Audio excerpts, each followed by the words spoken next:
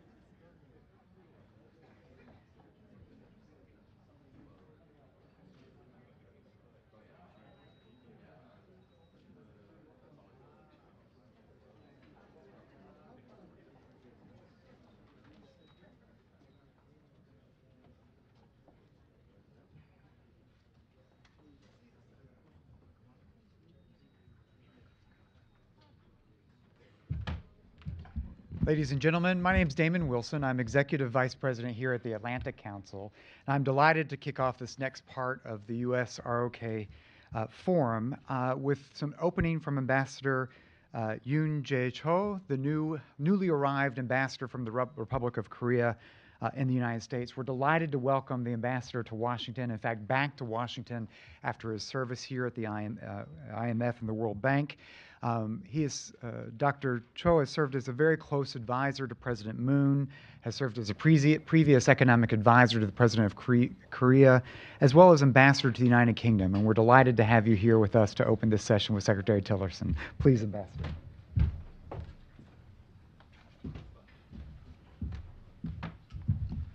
Thank you, Mr. Wilson. Good afternoon, ladies and gentlemen. I'm delighted to be here with you today, and thank you for having me here. I seem to be in a difficult position this afternoon, not because of North Korean nuclear problem, but because I'm speaking to you after Secretary Ross and before Secretary Tillerson. I hope that I can rise to meet the formidable expectations set by these two distinguished men.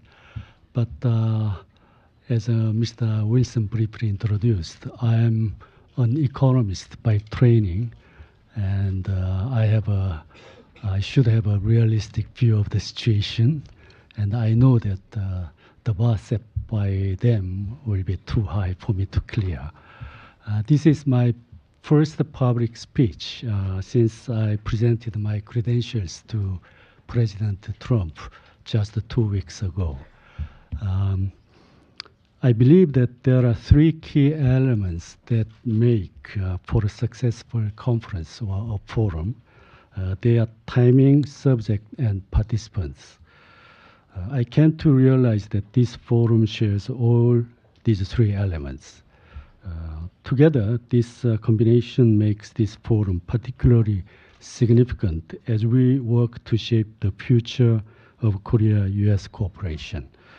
Let me explain to you what I mean. First, timing. I think it is no coincidence that the forum is being held in December. Traditionally, the end of the year is a time to reflect on what we have done over the past year and prepare for goals and objectives for the new one. But the timing of this forum is also valuable in a more immediate sense. President Trump and President Moon have already met several times this year. President Trump's visit to Seoul last month, in particular, was a great success. With these meetings behind us, we now need to start thinking about how to develop an even greater alliance in the future. Our countries are at a critical moment. North Korea tested their most powerful nuclear weapon yet on September 3rd. They tested their longest-range ballistic missile on November 28th. And on November 29, they released a rare government statement proclaiming that they have completed the nuclear program. As a result, tensions in Northeast Asia are rising, and the eyes of the international community are focused on the Korean Peninsula. The global community should accelerate the pressure campaign against North Korea and fully implement the UN's sanctions to convince the regime to change its course. At the same time, the international community should try to manage the situation in a stable manner and maintain our combined efforts to reach a peaceful and a diplomatic resolution to the crisis, with the aim of achieving North Korea's full denuclearization. I would like to emphasize that my government will maintain our close cooperation and coordination with the United States through this entire process. The ideas and insights shared at this forum will thus have an immediate impact on the difficult issues that our countries face together. If the timing of this forum is significant, the subject is as well. It is true that Republic of Korea and the United States security cooperation against the North Korean threat is a significant part of our bilateral relations. But it is also true that our partnership is deeper and wider than this. And today's forum successfully strikes a balance between the many pillars that make up our alliance, including our economic and security relations. I think this forum is a good opportunity to let the public know about the many different aspects of our alliance and to share with them the ways that our partnership benefits both sides. Nowhere is this mutual benefit more apparent than in our economic relations. Since the Korea-US Free Trade Agreement went into effect, foreign direct investment from Korea to the United States has nearly doubled. Today, Korean investment supports nearly 52,000 well-paying jobs here. This trend will continue. On President Trump's visit to Korea last month, 42 Korean companies announced plans to invest more than $17 billion in the United States over the next 4 years, as Secretary Ross mentioned in his speech just a moment ago. Regarding the amendment of the KORUS FTA, Korea has been pursuing the domestic procedures as quickly as possible to facilitate dialogue at the negotiation table. I hope that our two nations can work together to make sure that the benefits from the KORUS FTA continue to be widely shared. If our economic partnership is a win-win, so too is our security cooperation. Korea is one of the very few countries that fought with the United States in all 4 major wars since World War II. We bled together in the Korean War, Vietnam War, the Iraq War, and the war in Afghanistan. No country understands the benefits of peace more than Korea. That is why Korea spends more than 2.4% of its GDP on defense, which is more than any other U.S. ally. Moreover, President Moon announced plans to increase this amount to 2.9% of our GDP to strengthen our defensive capability, further reinforcing our combined forces. In addition, we are paying special attention to fostering a stable environment for the deployment of U.S. forces in Korea. Koreans contribute nearly $1 billion per year to help pay for the cost of hosting U.S. military stationed there, a figure that has increased every year. As a share of GDP, this is the highest figure among other major American allies. Finally, the ROK is bearing most of its cost of moving the U.S. forces Korea to Camp Humphreys, equivalent to nearly $10 billion. When completed, it will be the United States' biggest and most modern overseas military base, and we are very pleased that President Trump made it his first stop when he visited Korea last month. As the Special Measures Agreement negotiation draw near, I hope that our two nations can achieve a mutually beneficial outcome based on the spirit of our alliance. Last but not the least, no forum would be complete without a roster of speakers and experts. And I do not think that Atlantic Council and the Korea Foundation could have found a more distinguished or experienced group of participants. Secretary Ross took his precious time this afternoon to share his candid view on the future of U.S. trade with Asia. I know that we are all looking forward to hearing what Secretary Tillerson has to say about the long outlook for the U.S.-Korea alliance. And we are especially grateful that Dr. Yoon-je Cho, our former Foreign Minister of Korea, was able to come today and share his thoughts on the economic security nexus of our alliance. Although I cannot mention the rest of the participants by name, I remain impressed by their deep expertise on Korea and the ROK-US alliance. Ladies and gentlemen, when President Trump visited Korea last month, he made a very impressive and well-received speech in our National Assembly on the importance of the ROK-US alliance. In it, President Trump said, "This alliance between our nations was forged in the crucible of war and strengthened by trials of the history.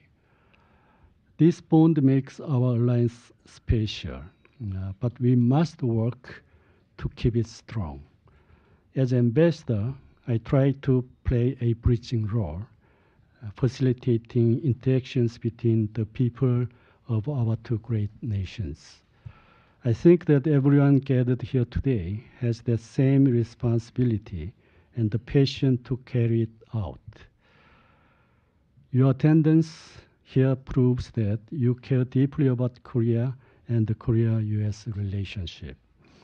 At this critical juncture, I hope that we can all take this feeling and the wisdom of the distinguished participants and make the best use of them to solve the challenges that face our countries.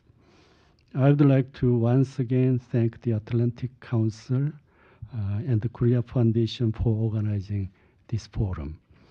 And I note with pleasure the great success of the two previous sessions. I wish Secretary Tillerson all the best for his remarks. So now may I invite Mr. Stefan Headley, former U.S. National Security Advisor and member of the board of directors of this Atlantic Council, up to the podium to introduce Secretary Rex Tillerson. Mr. Hadley, now the stage is yours. Thank you.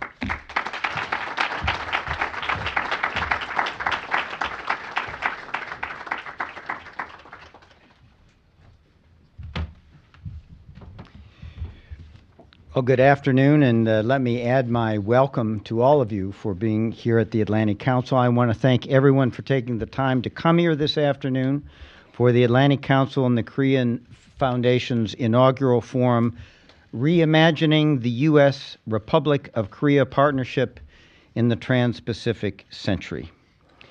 As the Council's President and CEO, Fred Kemp, said earlier in today's conference, long gone are the days when the nations of the Atlantic could afford to ignore developments in the Pacific and vice versa.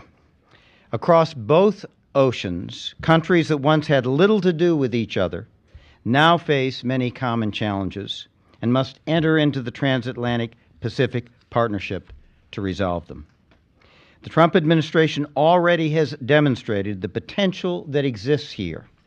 In order to limit North Korea's continued activities in defiance of international law, the United States mobilized an international coalition pushing for a global consensus and achieving unprecedented sanctions against North Korea.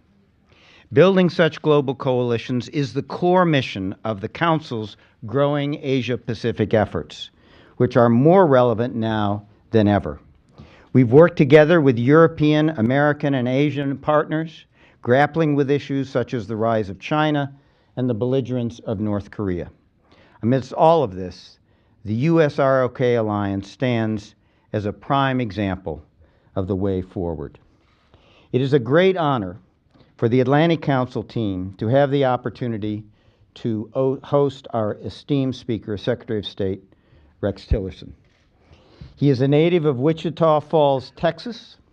Secretary Tillerson earned a Bachelor of Science degree in Civil Engineering at the University of Texas at Austin before joining Exxon Company USA in 1975 as a production engineer.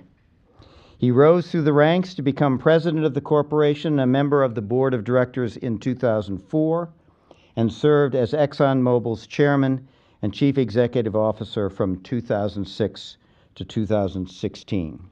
He then answered the call to apply his extraordinary talent and experience to the world's problems by becoming our nation's 69th Secretary of State.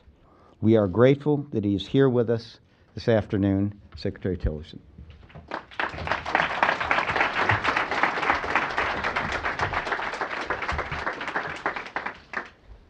Well, thank you so much, Stephen, for that warm welcome.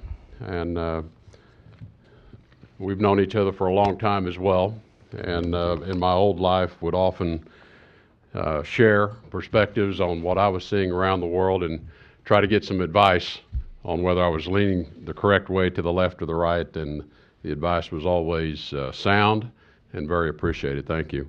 I also want to thank Ambassador Cho for his introduction and welcome as well. And I do appreciate the opportunity to speak at the 2017 Atlantic Council Korea Foundation Forum, and I'm really going to use this as an opportunity to reflect on the past 11 months. And so we're going to take a bit of a walk through the year. I'm going to touch on a number of issues, some geographies, and I hope in doing so and laying out what the President's priorities have been in the foreign policy arena that a lot of the intersections of these policies will become evident to you. I think, as was just stated by Steve Hadley, the world has become so interconnected that no part of the world can actually isolate itself or compartmentalize its foreign policy issues because they all tend to touch one another at some point.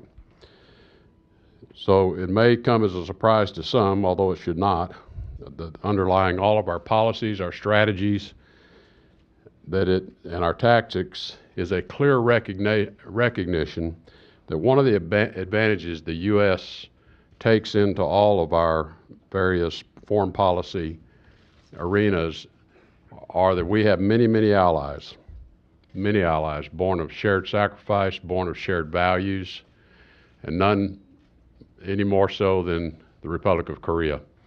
Through our shared sacrifice on the peninsula and the shared values that have led to a vibrant, prosperous South Korea that we see today, and as President Trump highlighted in his remarks to the General Assembly in Seoul, his recent trip to the Asia arena, what a stark difference when one goes to the DMZ and looks just across the DMZ a few miles to see what a difference the values that have been adopted by the Republic of Korea and what that has created in terms of the quality of life for Korean citizens, and also the contributions to the global quality of life as well, compared to the choices that have been made by North Korea.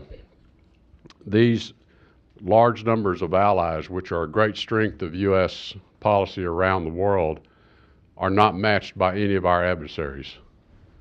None of our adversaries have such an advantage. So what I'm going to do is, I'm not going to walk because it'll be, if I walk, it'll take too long, but I'm going to jog a bit around the world, and I am going to touch on, obviously, the situation with the DPRK and our relations with China, but I'm going to touch on the efforts to defeat ISIS, in particular our efforts in Iraq and Syria, the broader counterterrorism policies that we are executing through the Middle East, many of which emerged from the President's historic Riyadh summit, but how the counterterrorism is playing out in other parts of the world, in the Sahel in Africa and Libya, but also we see it even in Asia, in the region, in Philippines and Mindanao. Going to touch on South Asia and the President's policy on Afghanistan, Pakistan, India, the EU-NATO relationship, Russia, and our efforts to reestablish relations with Russia. And then I'm going to just tick very quickly a few of the issues we're dealing with in the Western Hemisphere. But I think it is not lost, and I think the point was made, and will not be the last to appreciate the irony of the Atlantic Council hosting an event on U.S. partnership with South Korea.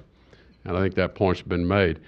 But in my view, it does make perfect sense, because as you have seen, it takes unity and strong partnerships, those that span the Atlantic and Pacific, to counter the prospect of a nuclear-armed North Korea.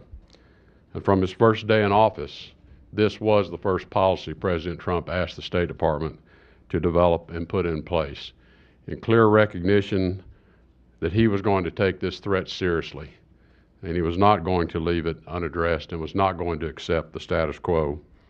It does represent, and did represent then, the most immediate threat to our country, and that we would end the era of strategic patience and begin an era of strategic accountability. The threat is simply too large to ignore any longer. Our policy with respect to the DPRK is really quite clear, and that is the complete and verifiable denuclearization of the Korean Peninsula. It is a policy that is shared by others in the region. In fact, that is China's policy as well. And Russia has stated it is also its policy. So while it is commonly held, our tactics for implementing the policy may differ a bit among parties in the region. Our approach, as you've seen, is to impose ever greater penalties and ever greater pressure on the regime in North Korea to persuade them to halt their current nuclear weapons development program and their systems by which they can deliver these weapons, and to change that course and choose a different course. We have put in place now over the past many months the most comprehensive set of economic sanctions that I think have ever been assembled through two very comprehensive UN Security Council resolutions with the support, notably, of both China and Russia. Clearly indications of how they view the seriousness of the threat as well. These sanctions now have banned all coal exports from North Korea. They have ended their textile exports. They have put limits and will bring to an end the export of forced labor. They have also limited the imports of fuel, have reduced oil imports, with each action increasing the pressure on North Korea. We do know that these are having effects on the North. This is evidence in terms of what we see happening with fuel prices for North Korean citizens, which initially jumped 90%. They're now back to where they're up only 50%. We also know there are shortages beginning to appear, and there's also, though, appearing on the shelves of North Koreans products which previously had been exported. So now they have to be consumed internally. These are combined with diplomatic sanctions, where we have called on nations the world over to not just fully implement the UN Security Council economic sanctions, but where they have a sense and a desire to do so, to also isolate the North Korean regime further by recalling their diplomats, closing their offices, and letting North Korea know that with each one of these provocative tests, they only become more and more isolated. More than 22 countries have sent North Korea's diplomats back home. And for some, it may not seem significant, but for small countries that may not have a lot of economic influence, it is yet another important signal. So from nations like Peru, to Spain, to Italy, to Portugal, have cut off the diplomacy ties as well. And we know the regime notices when that ambassador comes home, because they're not representing that office elsewhere, further isolating them from their contact with the rest of the world. These are all very important steps, again, to reinforce to the regime that with each step you take, you only isolate yourself further, and you do not improve your security, but you degrade your own security. Important to the success of all of this is the very strong trilateral relationship that exists between the United States, Republic of Korea, and Japan. This is a basis for the security structure of the region, and it is one that we continue in place and we continue to exercise together so that we are ready for any possible military response that might be required. The enforcement of these sanctions have also gone beyond the direct entities, but we've also sanctioned individuals and other entities, including banks, some banks within China and elsewhere, who are facilitating violations of these sanctions by North Korea. So anywhere we see North Korea attempting to exploit loopholes or attempting to exploit other avenues to skirt these sanctions, we attempt to close those off as well. Time is marching on, and with each additional test, North Korea does demonstrate the advancement of its program. The most recent intercontinental ballistic missile test, I think, demonstrates they certainly have capability to continue to advance their program, and we would expect they're doing the same on other elements of an integrated nuclear weapons system. So we need the DPRK to come to the table for talks. We're ready to talk anytime they'd like to talk. But they have to come to the table, and they have to come to the table with a view that they do want to make a different choice. In the meantime, our military preparedness is strong. Because of the situation, the President has ordered our military planners to have a full range of contingencies available, and they are ready. As I've told people many times, I will continue our diplomatic efforts until the first bomb drops. I'm gonna be confident that we're gonna be successful, but I'm also confident Secretary Mattis will be successful if it ends up being his turn. With respect to China, North Korea really represented our first engagement of this administration with China. It was the first trip I made overseas was to Japan, South Korea, and China to begin the first articulations of this policy on North Korea's nuclear program, the end of strategic patience. In many ways, this, I think, was fortuitous because it allowed this administration in its first engagements with China to find something that we could work together on. And when we understood that our policies were identical and our objectives were the same, then that gave us a platform from which to engage on a positive way from the outset. The history, as all of you know, of U.S.-China relations has been defined since the historic opening of the relationship with Nixon's visit. And that served the U.S. and the Chinese well, and it served the rest of the world well. But times have changed. China has risen in its economic power, and in many ways, the successful Beijing Olympics was perhaps the coming out of China to the rest of the world, with a new sense of confidence and a new sense of a way forward. I think both of us, the U.S. and China, are now searching for what will define the U.S.-China relationship for the next 50 years. Because that relationship that was defined by the One China policy and the 3 joint communiques has served everyone well. China has risen as an economic force in the world.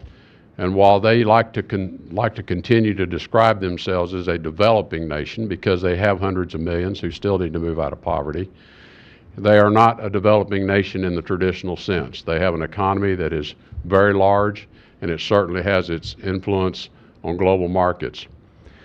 But as China has risen, a number of disparities have now occurred between the U.S. and China trade relations and China and other nations and trade relations as well, which have to be addressed. So in engaging with China in the first summit with President Xi coming to Mar-a-Lago, we worked with the Chinese to find a way to begin an exchange of understanding and views at a much higher level than had previously been conducted. As many of you know, there were many dialogue mechanisms with China over the past several years. I think when I got to the State Department, we had 26 different dialogues at various levels. Our view was we needed to elevate these dialogues to a much higher level within our respective governments, closer to the ultimate decision makers. So we created 4 significant high-level dialogues with representation from our side and from the Chinese side that is very close to President Trump and very close to President Xi. The 4 dialogues are led by cabinet-level secretaries on our side and equivalents on the Chinese side. The diplomatic and strategic dialogue is chaired by Secretary Madison, myself, and this dialogue is really to explore areas that we can work together and explore areas where we have differences. And in this exploratory process, create results that will, over time, hopefully allow us to define what this new relationship will be. The other dialogues are economic and trade, law enforcement and cyber, and social people-to-people dialogues. All 4 of the dialogues met throughout the last year, and they are designed to be results-driven, and the results of those were reported out during President Trump's summit in Beijing, his State Visit Plus. So I think with respect to our relationship with China, we now have a very active mechanism in which we can put complex issues on the table, and we have differences such as the South China Sea and China's building of structures, militarization of these structures, and how that affects our allies in the region as well in terms of free and open trade. As we've said to the Chinese, we hope we can find a way to freeze this particular activity. Whether we can reverse it remains to be seen. But it is not an acceptable, it's not acceptable to us that these islands continue to be developed, and certainly not for military purposes. In Southeast Asia, we put forth a policy here not too long ago of a free and open Indo-Pacific. And this was built on the back of some of our views about China's One Belt, One Road policy. China's One Belt, One Road, we understand, is a policy they have to continue their economic development, and our policies do not seek to contain China's economic development, but China's economic development, in our view, should take place in the system of international rules and norms. And One Belt, One Road seems to want to define its own rules and norms. I like to quote Secretary Mattis's comment on One Belt, One Road. For China, he said, well, the U.S. and the rest of the world has many belts and many roads, and no one country gets to decide what they are. So a free and open Indo-Pacific means all countries have access to continue their economic development and free access for trade through the region. As part of the free and open Indo-Pacific, we have elevated our engagement with India. We've long had a trilateral relationship in the Indo-Pacific between Japan, Australia, and the U.S., and we're now working towards whether this will become a quad relationship to include India because of the importance of India's rising economy as well, and I think shared national security concerns that we have with India.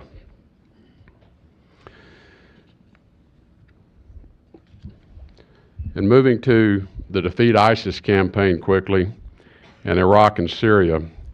As the president entered office, he took a significant policy shift in the war to defeat ISIS in Iraq and Syria, and ordered aggressive new strategies and empowered our military commanders on the ground to carry out battlefield decisions in a way that would win the war on the battlefield. After fully activating the DoD approach of by, with, and through others with his authorities, the military has in fact begun to make significant gains, and as we know today, Prime Minister Abadi recently declared ISIS defeated in Iraq. We are still defeating ISIS in Syria, but significant progress has been made. As a result of the military success, we and the State Department have really had to run fast to catch up with the military success with the diplomatic plans as to what comes after the defeat of ISIS. And we've executed much of this through the Coalition to Defeat ISIS, a coalition of 74 members, 68 countries, and including organizations such as NATO, Interpol, EU, and others.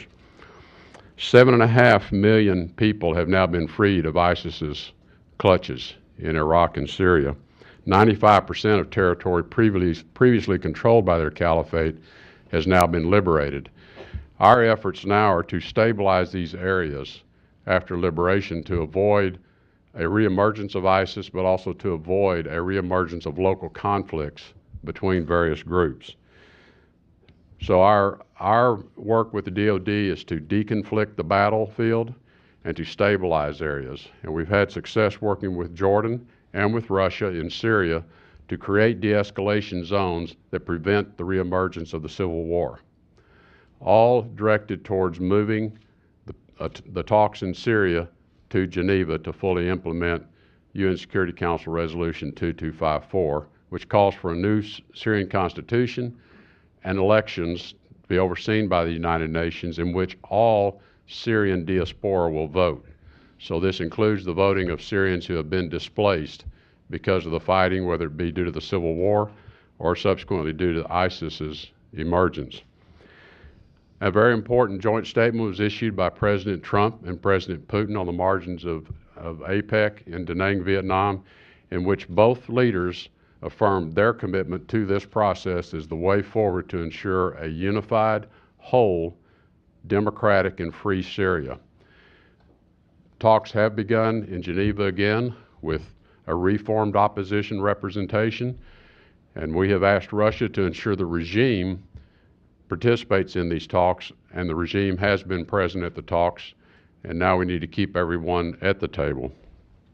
We will continue to work with Russia in areas where we can in Syria to continue to promote a de-escalation of the violence, stabilization of the areas, and a resolution for Syria that will be a product of the Geneva process. In Iraq, the liberation of all areas is now complete. And in both of the campaigns, we've now recaptured the caliphate's capitals of Mosul in Iraq and Raqqa in Syria. I think the early engagement in Iraq with Arab neighbors has been important to the future of Iraq also being sustained with its democratic government and sustaining Iraq as a unified country. Having Arab neighbors engage early as the war to defeat ISIS progressed, importantly with the historic visit, because it's been more than 3 decades since the Arab world had relationships with Baghdad. The Saudis were the first to engage and have created now economic talks and consultative committees. They've reopened 2 border crossings. They're resuming flights between Baghdad and between Riyadh, sending an important message to all Iraqis and reminding them that Iraqis are Arab, and you should re-engage and reunite with the Arab world. There have been consultative councils set up with the Saudis and Iraqis, and there will be a second reconstruction conference hosted by the Kuwaitis in January, all intended to ensure that the government in Baghdad and Iraqis understand you have friends to the south who want to support your reconstruction and your reestablishment of your country. Importantly, the policy has always been a unified Iraq. And as you know, the independence referendum, which was undertaken by the Kurdish regional authorities a few months back, was disruptive to that unity. We're working through that process now between Baghdad and Erbil to ensure the 2 parties remain unified, and we are supporting both deconfliction and we're supporting a re-engagement around the Iraqi constitution, which was never fully implemented. And we will stand, and we have said we'll stand with the Kurds to support them in the full implementation of the Iraqi constitution, which when it is fully implemented, will address a number of grievances that the Kurdish people have had for some time, and we hope will lead to that unified Iraq. In counterterrorism more broadly, again, I would take you back to the President's historic summit in Riyadh, Saudi Arabia, where he convened 68 leaders of Muslim countries around the world, making the case to them that the voices of violent extremism are a problem only you can solve. The United States cannot solve this. We can help you solve this, but this has to be something that Muslim leaders the world over address. So out of that summit were 2 very important commitments: to create a center to counter violent extremism in Saudi Arabia and to create a center to disrupt counterterrorism financing networks.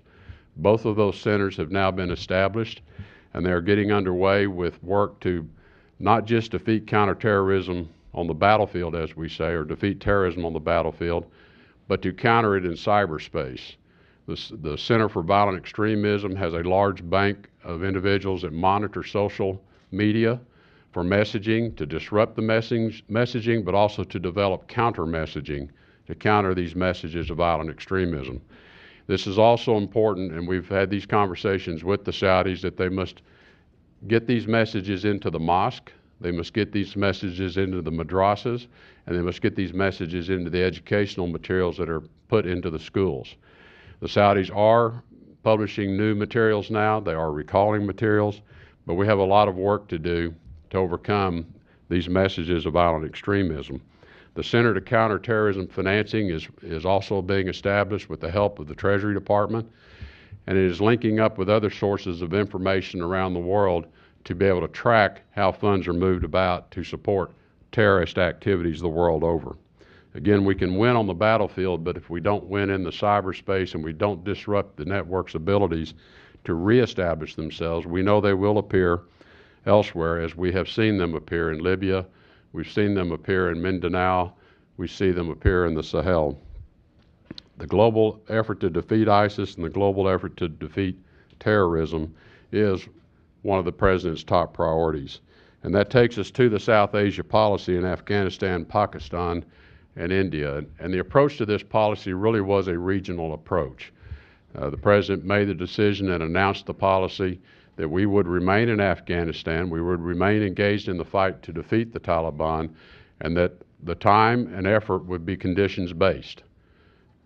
He said it's not a blank check, it's not forever, so the government of Afghanistan needs to understand they must continue their reform journey, and they must continue to create conditions that will be inclusive to all ethnic groups within Afghanistan, including a place for the Taliban to participate in a legitimate government when the Taliban is ready to renounce terrorism, renounce the fight, and come to the table. So the conditions-based approach is to ensure the Taliban know you will never win a battlefield victory. And the way forward is going to be by engaging in a reconciliation process and ultimately joining a government in Afghanistan. An important part of the regional approach is our relationship with Pakistan. The U.S. and Pakistan have had a long history of good relations, but that relationship has really deteriorated over the past decade. And so now we're engaged with Pakistan in a conversation to ensure our expectations of them are clear, that our concern is really about Pakistan's stability.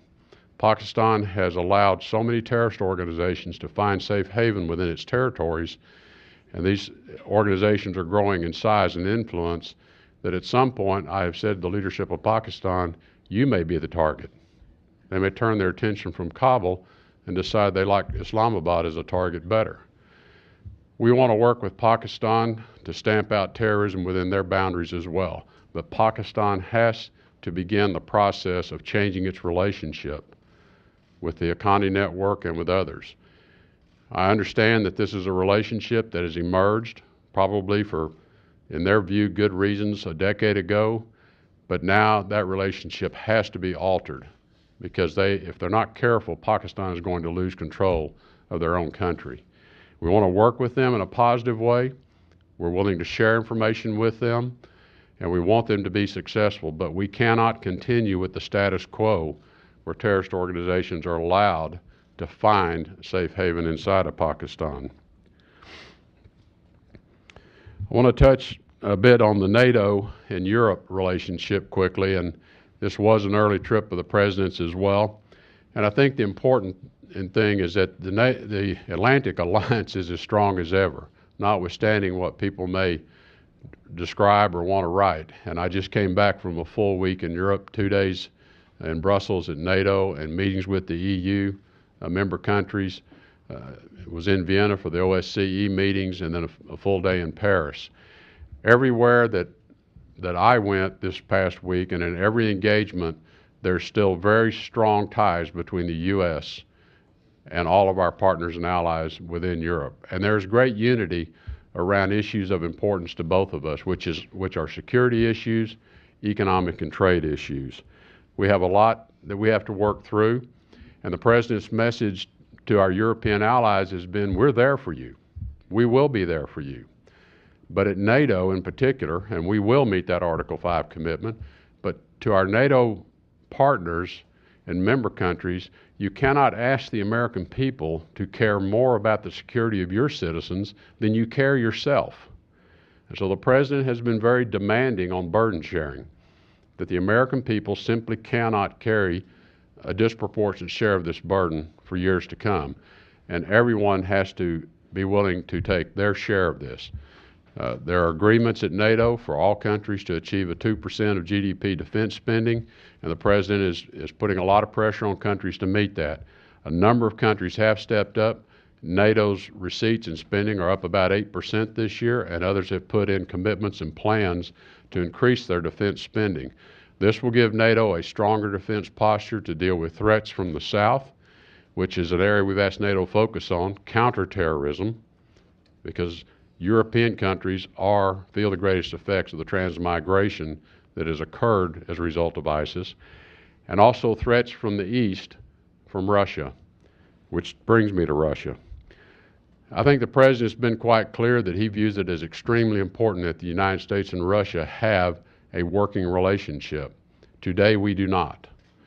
And I've touched on areas where we are cooperating in Syria, but Russia's invasion of Ukraine is something that we cannot accept.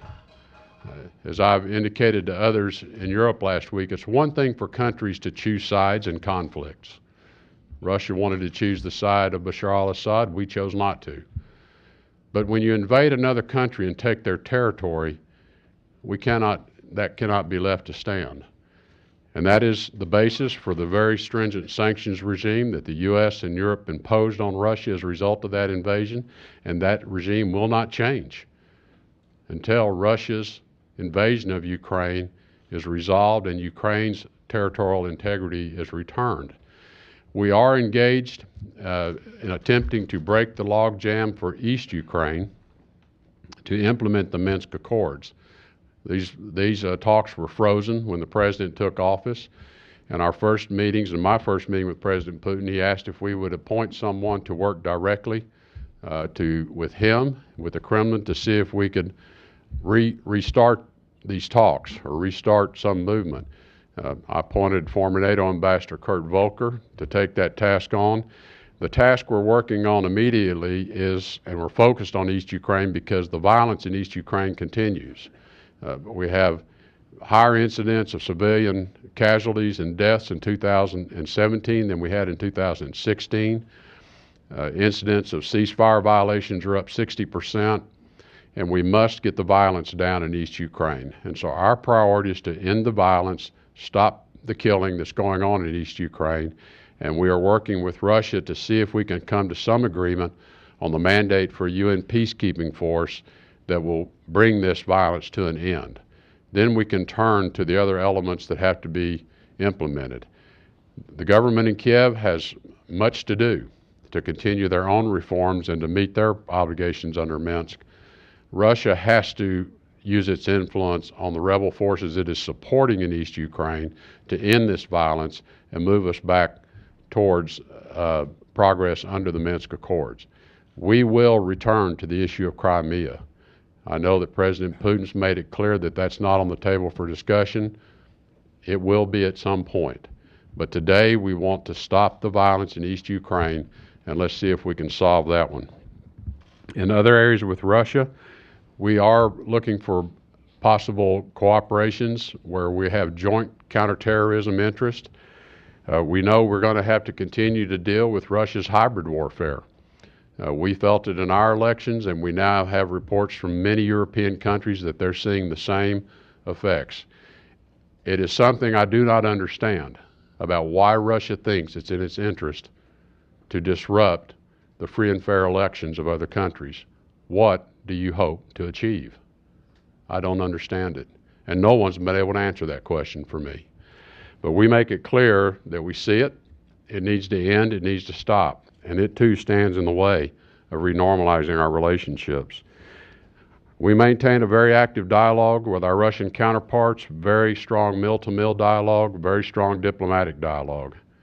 And so we're going to keep that dialogue underway.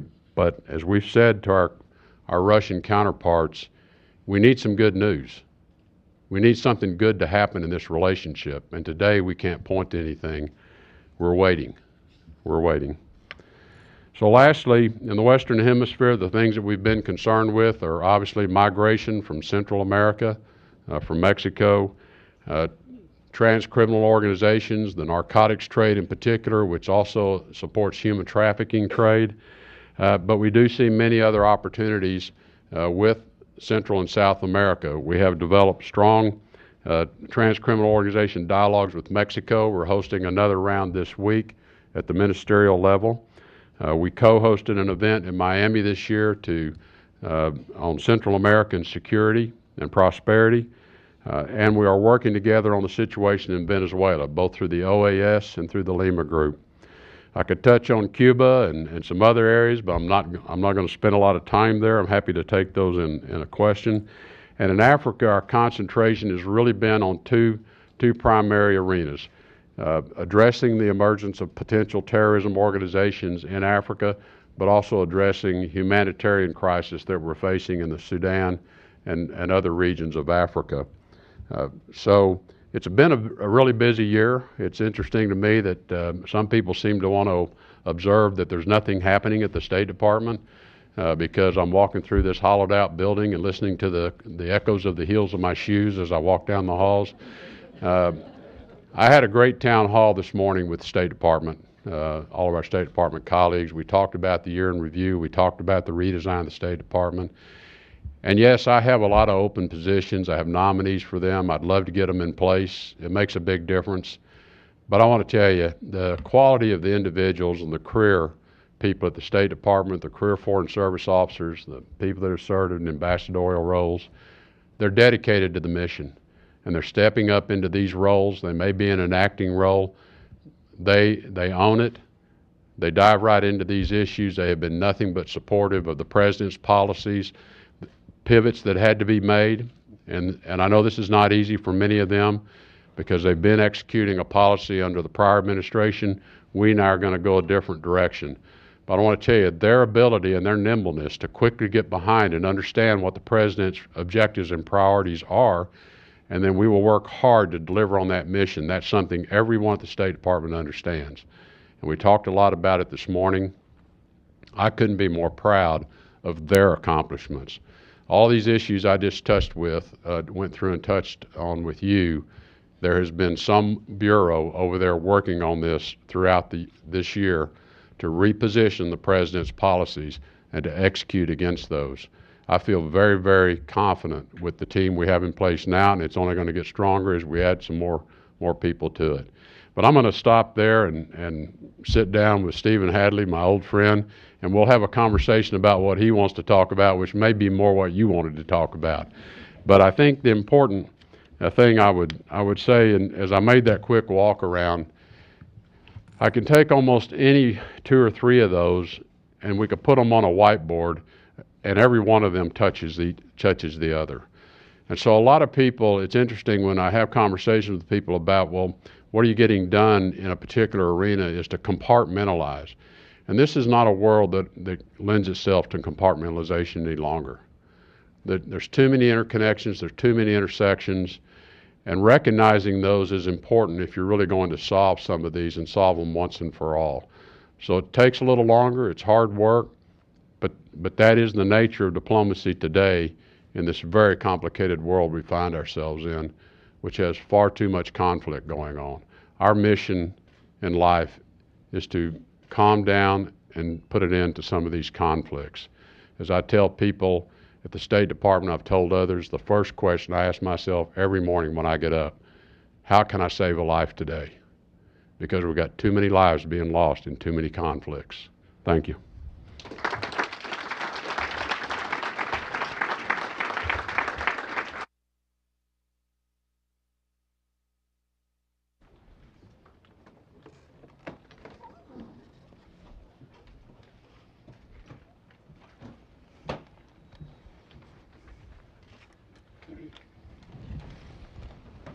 Well, that was terrific. It was a jog. It was terrific. And it's good to see you on a stage explaining the policies of this administration. I travel a lot around the country and around the world, and it's the questions on everybody's lips. What is the Trump administration on policy on X, Y, and Z? And you've set it out in a very convincing way, and I must say, without the burden of a prepared text, which really shows your mastery of the issue. So congratulations, and it's good to see you out communicating more. The country and the world wants to hear it, and nobody can do it better than you. I also want to point out that I think you put a stake in the heart of this notion that this administration does not believe in alliances. That's been plaguing the administration for a while, and I think you've made it very clear that you recognize that alliances are a unique resource for this country and something that you intend to use very actively in your diplomacy. Indeed. The record on ISIS is obviously an impressive one. We have about 15 minutes before the Secretary has to leave, which is not a lot of time, and there are a number of questions that's come in. So I'm going to try to group some of these questions together, maybe get 3 or 4 of them and let you go on your way. Since this is a conference focused on South Korea and Asia, we should probably start with North Korea. I have probably 10 questions on that subject. They center on 2 things, which I'd like to cover with you. One, how optimistic are you about being able to achieve denuclearization through diplomacy? And if you're optimistic, then when do we start the diplomacy? There's a view out among some that, in fact, the administration is and should be letting the pressure build on North Korea, ramping up the sanctions, putting pressure on China to put more pressure on North Korea, getting Russia into the tent so they don't substitute for what China might be cutting off. And that may be the right approach. But in your view, when do we get to the negotiations? And is there any precondition? And the one, of course, people are concerned about, North Korea says they will not come to the table to talk about denuclearization. Our position is that's the only thing worth talking about. How do you get over that? So can you talk about how the diplomatic process might unfold? Well, first I would say the diplomacy is underway and has been underway. In fact, the entire sanctions regime, the pressure campaign, that is a piece of diplomacy, is how to create an understanding on the part of the North Koreans that the world does not accept this, so that they understand that if they continue, the isolation just continues. So that in and of itself is diplomacy. And it was and was a very deliberate decision taken at the outset of the policy itself, is that simply picking up the phone and calling Kim Jong-un back in February and March when we first were developing this and saying, hey, you know, we really don't like those nuclear tests you're doing. Could we sit down and talk? Probably was not going to get anyone to the table. So I think we took the view and we looked at the past efforts at talks, and the President has touched on this many times, that we've looked at what others tried and failed. And the North Koreans have been masters at always gaming those talks, and they have never proven to be a reliable counterparty. So we decided we were going to undertake this very intensive campaign of sanctions this time, but it was only going to be successful if first we built out very broad international participation. So this wasn't just about the United States and a few other countries, but it was very broad-based in its participation, and it had to have the active engagement of China and Russia in a very serious way. And this really was the beginning of the discussions with China, and much of the decision to go forward hinged on China's telling us they would participate. And I would tell you, in our judgment, they have participated. They are fully implementing the sanctions. That's why it is having an effect. The President would like to see China cut the oil off. The last time the North Koreans came to the table, it was because China cut the oil off. 3 days later, the North Koreans were at the table talking. And the President feels we're really to that stage. So he's putting a lot of pressure on the Chinese to do more with respect to oil. When do the talks begin? We've said from the diplomatic side, we're ready to talk anytime North Korea would like to talk. And we're ready to have the first meeting without precondition. Let's just meet, and we can talk about the weather if you want. We can talk about whether it's going to be a square table or a round table if that's what you're excited about. But can we at least sit down and see each other face to face? And then we can begin to lay out a map, a roadmap of what we might be willing to work towards. I don't think it's not realistic to say we're only going to talk if you come to the table ready to give up your program. They have too much invested in it. And the president's very realistic about that as well. And so it's really about how do you even begin the process of engagement, because we're dealing with a new leader in North Korea that no one's ever engaged with. And he clearly is not like his father, nor is he like his grandfather. And we don't know a whole lot about what it will be like to engage with him. And that's why I think my expectations of how to start are really framed around, first, I have to know who my counterpart is. I have to know something about them. I have to understand how do they process, how do they think. Because getting to an agreement, as all of us know in negotiations, means a willingness to talk about a lot of things. Let's just put a lot of things on the table. And what do you want to put on the table? And we'll tell you what we want to put on the table. And the important thing is that we get started. If there was any condition at all to this, is that, look, it's going to be tough to talk if in the middle of our talks you decide to test another device. It's going to be difficult to talk if in the middle of our talks you decide to fire another one off. So I think they clearly understand that if we're going to talk, we have to have a period of quiet. We've got to have a period of quiet, or it's going to be very difficult to have productive discussions. And so we continue to indicate to them, we need a period of quiet. You need to tell us you want to talk. The door's open. But we'll show up when you tell us you're ready to talk. Right. Let me ask you a second question. There's a lot of talk about use of force. Some people have said the likelihood of use of force in a conflict on the peninsula is at 40%. I sometimes puckishly say to people, well, you know, that's an indication that people are talking in that way is an indication of the success of the president's policies, because he's really convinced people that solving this problem is really important. And it is part of the way of getting attention of both North Korea and China. On the other hand, there are a lot of people who've written risks and concerns. And a concern, for example, with someone like Kim Jong-un, who we do not know and who's been pretty isolated, that he might at some point think the United States is coming for him militarily and then preempt. So how do you look at this issue of the likelihood of military force when we hear from administration spokesmen that there are military options? What are they talking about?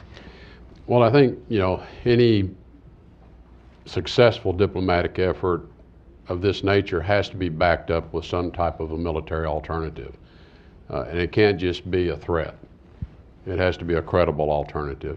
And the president also requested that from the outset, that the threat of a nuclear-armed North Korea, and I know many people have asked the question, well, why can't you live with a containment strategy?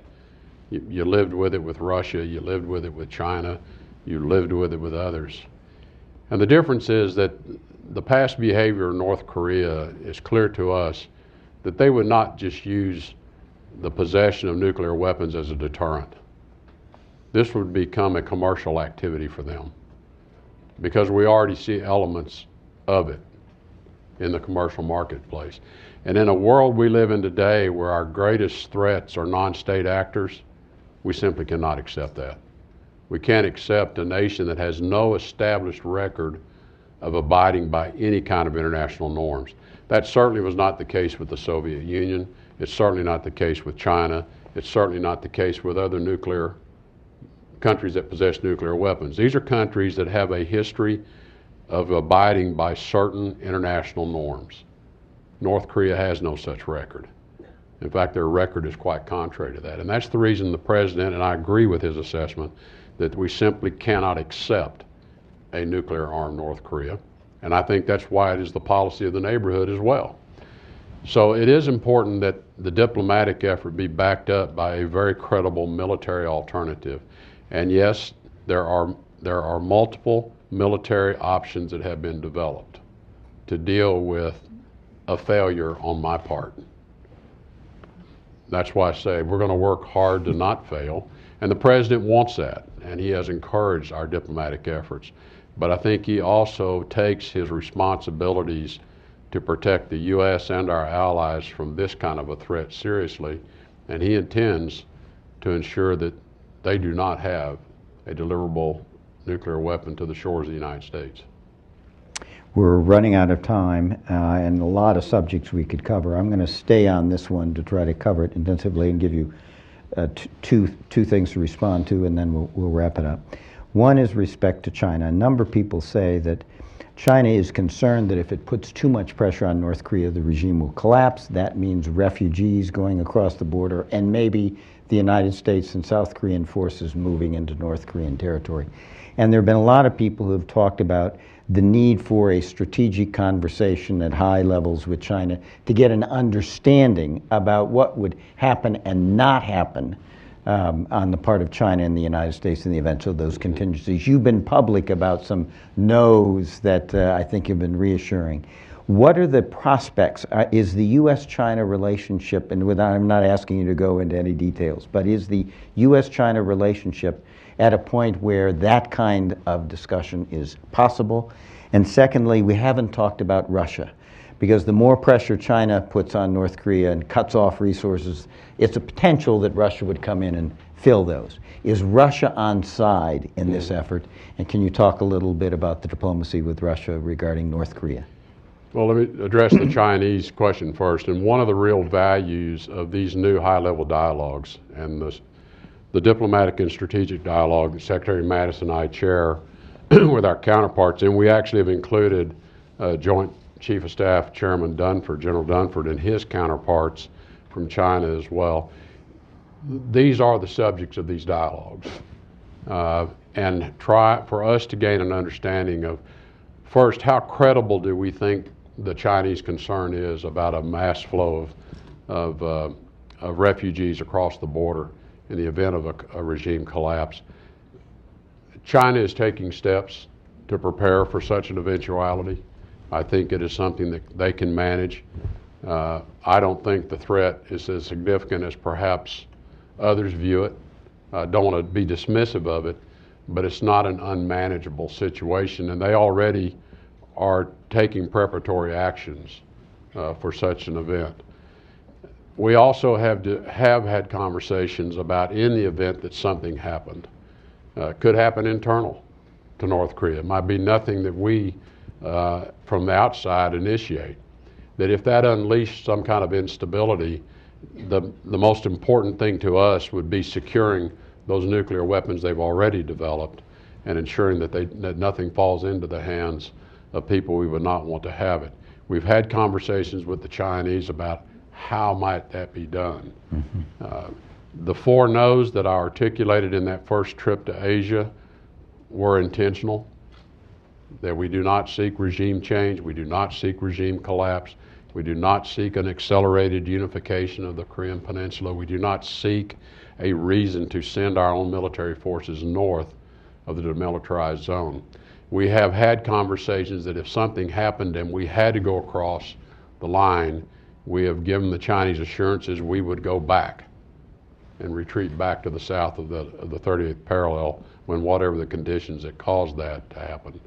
That is our commitment we've made to them. Our only objective is to denuclearize the Korean Peninsula, and that is all. And out of that, and out of these discussions, perhaps we can create a different future for the North Korean people, because the one they have right now is pretty dismal. As to Russia's participation, Russia has been very supportive of the UN Security Council resolutions. They could have vetoed them. They could have blocked them, but they didn't. I think on the sanctions implementation, it's not as clear to us how fully those are being implemented. We know there are some violations. They're not hard to see. We see what they are.